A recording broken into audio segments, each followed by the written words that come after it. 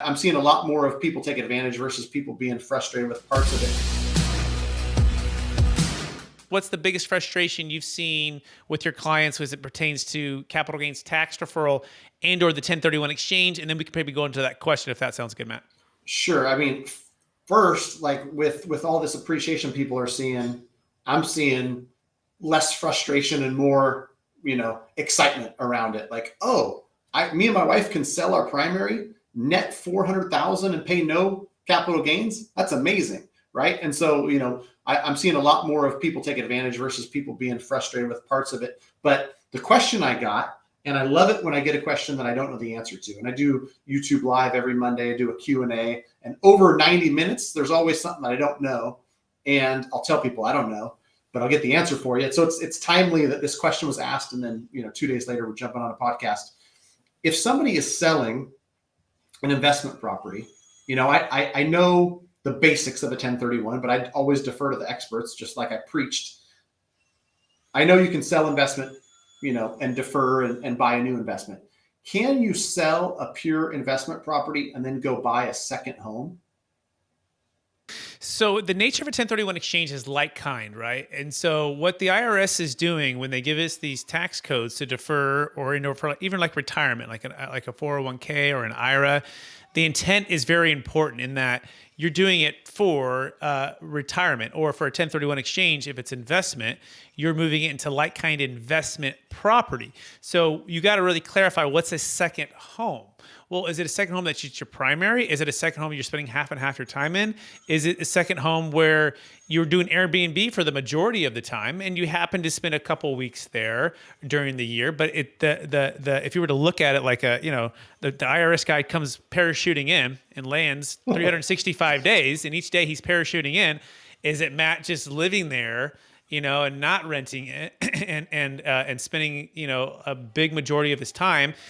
Sometimes it's, well, what if I'm only renting it for a little bit, but then the rest? Well, again, what are they going to see if they parachute in every single day? So we always really encourage people to just follow the law, right? If it's going to be a rental, make it a rental. Doesn't mean you can't spend some time there with your family, but the majority of the time it's Airbnb, it's being rented out, right? So that's what I would encourage people to do. Does that answer the question? I think so, yeah, because the thing here is like you've got multiple parties involved. So it's like, how do I do right by the IRS, not commit occupancy fraud when I'm getting my mortgage? Because, when they talked to me, I said, as a mortgage pro, what the lender's going to look at is you sold the property, we're able to source those assets. Of course, you can use those assets on a second home. We don't have any issue with that. Where you have to figure out whether there's a problem is, a CPA or a professional that knows capital gains tax telling you whether or not that's going to apply to you trying to defer those capital gains from the sale of that investment property. And I see where you're going with it now. So let me make sure I clarify. So what you're saying is imagine the IRS, parachutes down on the mortgage, right? And they're like, well, you're saying a second home. You're not saying an investment. Like, is that delineated on, what you're saying? Yeah, it is. Like, if it's a second home, you're going to be able to get a better interest rate or better term, better things versus just investment property where it's typically going to require maybe 20% down or a larger down payment, right? Maybe not as favorable. So there is some gray area there for sure, right? And that's where you might be taking some risk.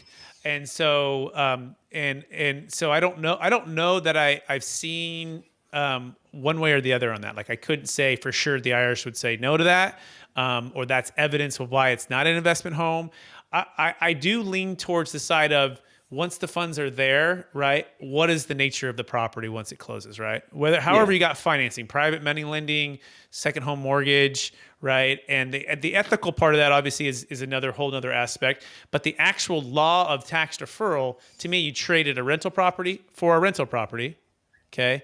And to me, as long as it's legitimately a rental property, the capital gains tax 1031 would qualify. I actually had a cousin who was doing a 1031, was buying it, meaning it to be a rental, and then ended up moving into it. And then what happened is he ended up just paying the tax, right? So they failed the 1031. He paid the tax plus the penalties.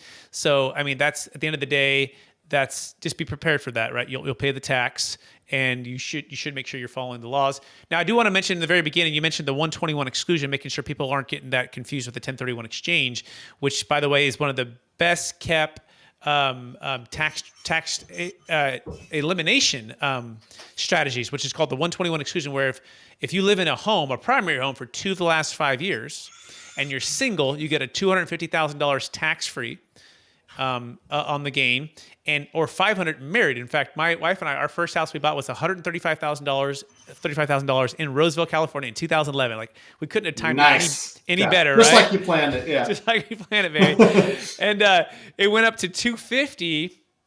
Okay, it went up to $250,000 within 2 years. Literally 2 years and 1 day, we moved out, and all of that was tax-free. Now, if we were single, it would still have been tax-free, all that.